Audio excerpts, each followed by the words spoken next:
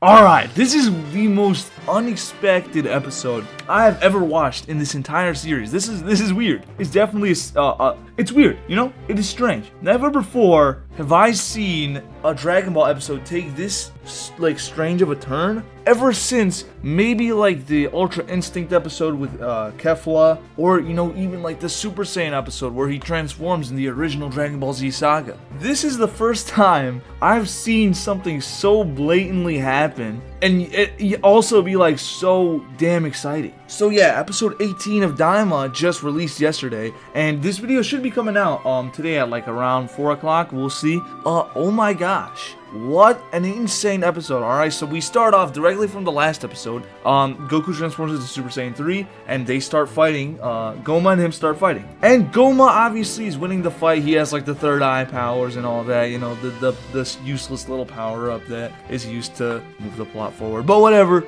Alright, Goku starts, just like he starts losing his tempo. He starts losing it all, and Goma just starts wiping the floor with him. He falls on the ground. Everything's looking bad, Everyone's like, Goku, no! Out of nowhere, the old Namekian goes restrained to the battlefield, right where Goma's about to annihilate Goku. And out of nowhere, just like raises his hand when like everyone else that's clearly stronger than the Namekian is already down. Goma starts firing this like huge ball of energy. The old Namekian goes right up to Goku, who's on the ground, clearly about to die. And he just looks at him he just looks at him, dude, I don't know, he just starts like charging up a blue energy ball. Well, it's probably magic. Yeah, it's magic. He starts charging up his magic and shoots it directly at Goku. It's like a slow little like movement into Goku, and then all of a sudden there's just this huge cutscene, similar to how it was in GT a little bit. How we see him like in a dark room and then he just like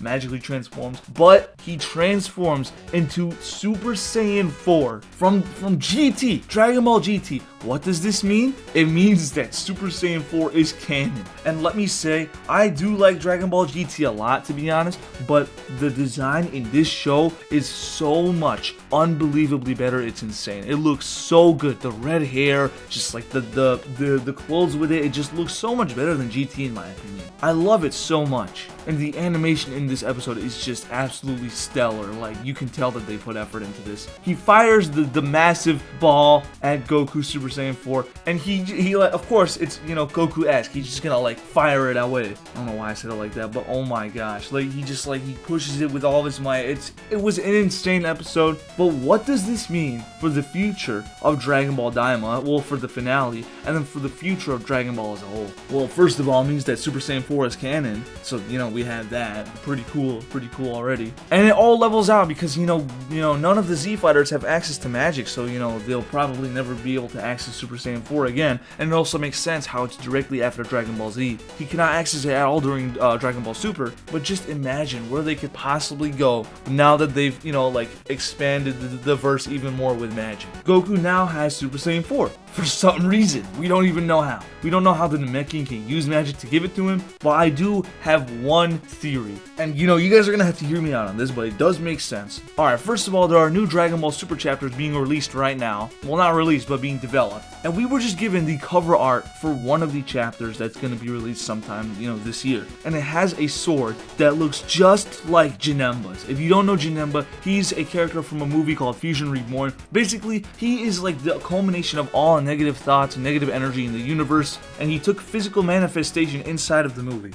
So Janemba essentially is like basically magic bound because he's from the demon realm as well. So this could also tie in with what they're doing in this show. The new Dragon Ball Super chapters, if Goku and Vegeta and the other guys are to go back to the demon realm, they are going to all achieve Super Saiyan 4. And it will be relevant inside of the story. And that's how it matters, first of all. Second of all, there's already been speculation and confirmation by some people at Toei Animation that there is going to be a new movie surrounding that as well. We've already received news that, the manga chapters of the Dragon Ball Super Broly movie did not show him with the legendary form. Therefore, the legendary form is not canon. So, Dragon Ball Super Broly is not canon. And Broly does not have the legendary form, meaning he may not be the legendary Super Saiyan. But now that we already have a canon show, Dragon Ball Daima, and new manga chapters being released that is also canon, Janemba and Super Saiyan 4 are both going to correlate in some way. And to be honest, bro, this is gonna be so insane to watch, you know? The future of Dragon Ball is definitely bright, you know? These guys have been working on Daima for what, like 1 to 2 years of full development? They've had the idea for like, what, 5-6 years? But in reality, it only took them about like 1 to 2 years to fully animate and develop all this stuff. Maybe,